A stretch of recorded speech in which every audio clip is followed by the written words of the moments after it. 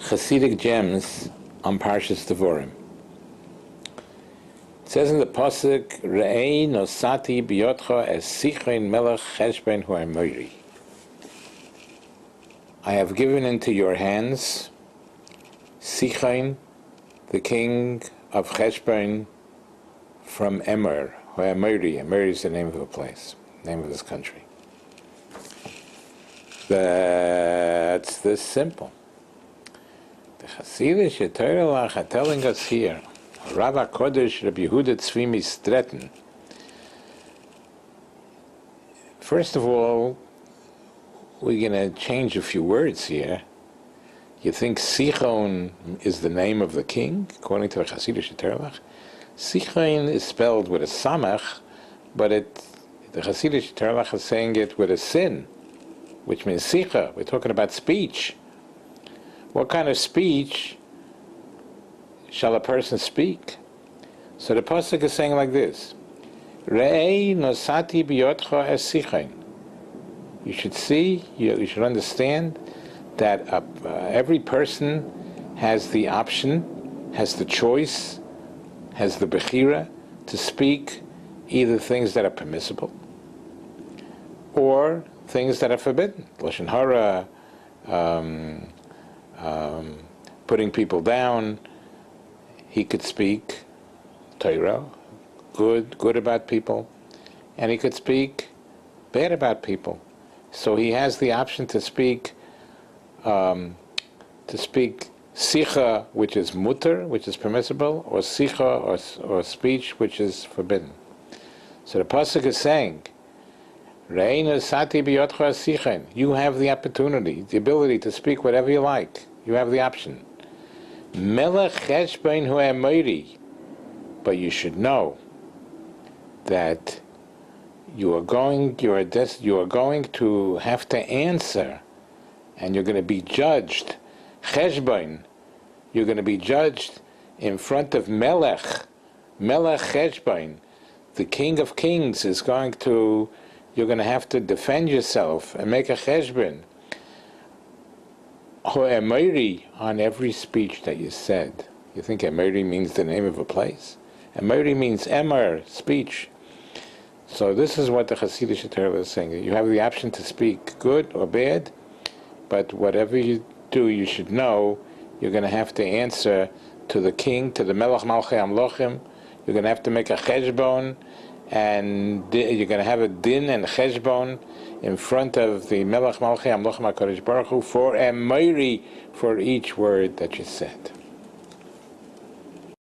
Continuing with Chassidic gems and Parshas Devarim, Moshe Rabbeinu says to Sichain, the king of Cheshbon, he says, I sent messengers, we want to pass through your land. Divrei Sholem, peacefully. Ebro bi'artzecha, we just want to pass through your land. And Oichel ba'kesef tishbereni v'ochalti. We're not going to take anything from you. We're not going to fight with you. Just Oichel ba'kesef tishbereni, food for money. Kesef means money. Tishbereni means please sell me. That's the translation for food. Sell me food, v'yochalti, and I will eat. We want to purchase from you food. We're not going to fight. We want to purchase from you food with money. Eichel ba'kesef tishbereni, sell me, and we will eat. That's the simple. The Chassidic Torah are telling us that you have to eat like a ben Torah too. How to eat, the correct manners for eating. Or Rav HaKodesh Reb Doiv Ber Mimezrich, he says, Oichel ba'kesef. You think kesef means money? Kesef means like nichseif nichsafti, desire. Desire. There is a translation for kesef to mean desire. If you want to eat, when a person wants to eat, because he's in the midst of a taiva, he's in the temptation, he has to eat. He has such a taiva. Don't eat while you're in that state. But Tishbereni, you think Tishbereni means sell me? Tishbereni means break it. Break that temptation. Like this, you could gobble up the whole house, the whole table. That's not the derech haTorah. You have to break the temptation, and then v'yochalti, and then you have to eat. Maybe eat a little bit first before you sit down and eat fully, but you have to break the temptation if you have a tremendous desire.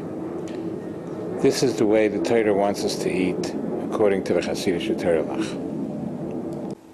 Continuing with Chassidic gems on Parshas Devarim. The same pasuk says, "We'll buy the food from you." Moshe Rabbeinu says to the Amorim, "We'll buy the food and buy the drink.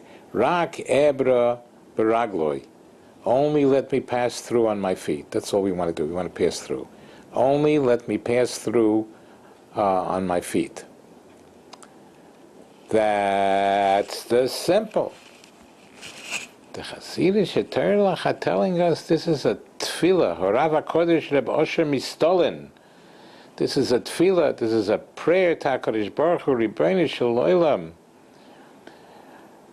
My request is to ebra beragloi, remove from me.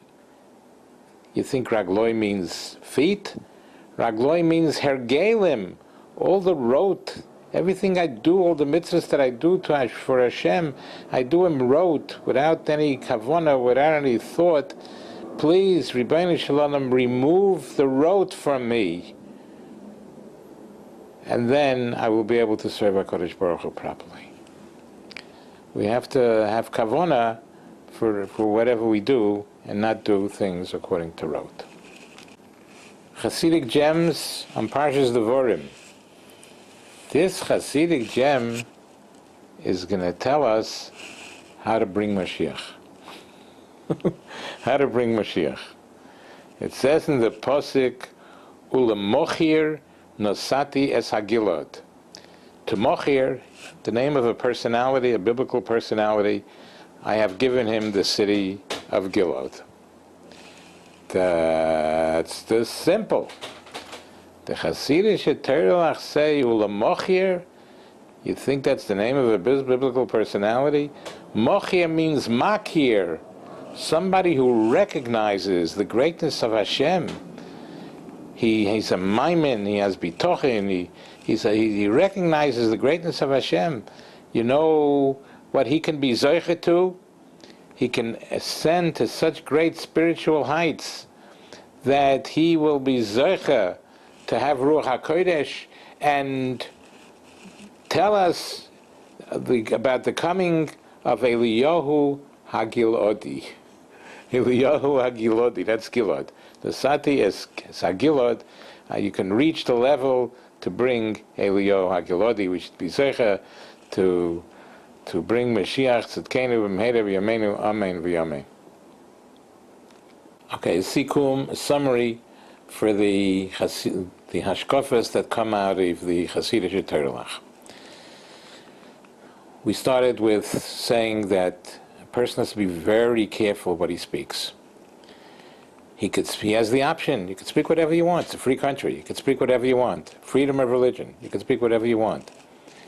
But be aware that whatever you say you're going to have to give a din v'cheshbon. You're going to have to answer and defend yourself from the Melech Malchei Amlochim HaKadosh Baruch Hu for each emori, for each speech that you said, each word that you said.